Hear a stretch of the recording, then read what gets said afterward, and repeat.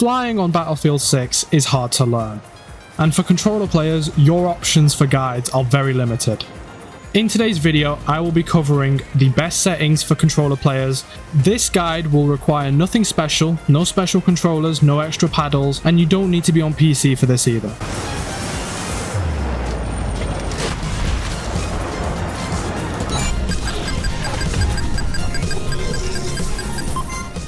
Okay, so these are my aircraft control settings.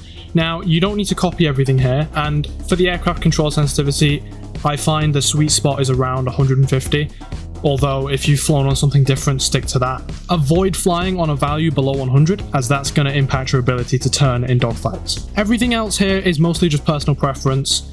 For uniform vehicle aiming, you should turn it on and have the zoom sensitivity coefficient as 0. Now, the reason why is because 0 is the mathematically correct number. There are videos out there online explaining this if you need, but just trust me on this, 0 is the value you should use, and that goes across the entire game as well, not just vehicles. Now, I'm a controller player on PC, so there are some extra settings here you don't need to worry about, like gyro aiming. I hear this just doesn't work on consoles for some reason, which is a real shame, and if they ever do fix it, I highly suggest you look into it, because again, it is something you should be able to use to just help you be more precise while you're aiming in controllers. I don't know why DICE haven't fixed it. I'm really sorry for any controller players out there that want to use it and can't. Now, when it comes to button mappings, there are essentially two versions of this. And these button mappings were kindly given to me by somebody called ValeryUK. I will leave a link to their channel in the description below. But essentially, this setup is for the attack jet, and you'll have no problems using it in the attack jet. And I'll get onto the stealth jet optimized layout later. But for now, if you are just planning on flying the attack jet, this will do just fine for you. Now, I'm on a PlayStation controller, so obviously you have the touchpad, which lets you have like 4 extra more bindings you can use. I have them on exit vehicle. I wouldn't say they're necessarily that important. You don't need to exit vehicle, and if anything, I recommend you just have it unbound so that you don't accidentally bail out of your jet while dogfighting, because that is really embarrassing when you do. Right, now moving on to the stealth jet layout, and I'll explain why this is different in the first place later. But the only difference here is, instead of R2 on the afterburner, have your afterburner be left stick up. And it gets a bit awkward and a bit finicky when you do this, but essentially the reason why this is important to the stealth jet is because it lets you thrust vector, and specifically thrust vector tapping, which is how you turn faster in stealth jets compared to the attack jet.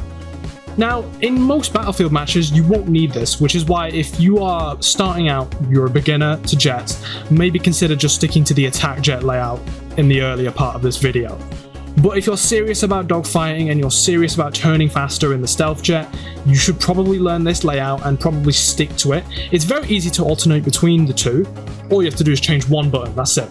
But if you aren't using this, you are at a disadvantage. You will be at a disadvantage regardless of which jet you're in, and if the enemy jet knows how to thrust vector tap in the stealth jet, they will beat you in the dogfight.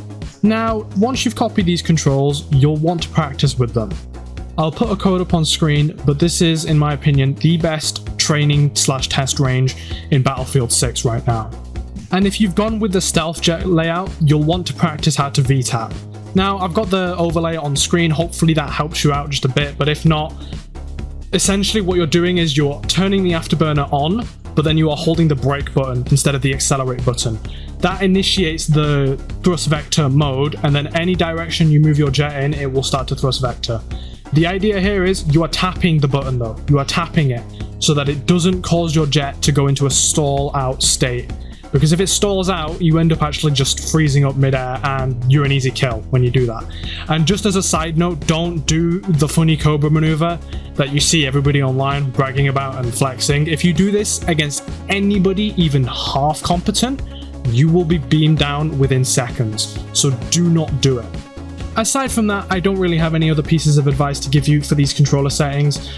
Experiment with your grip a bit, make sure it's comfortable.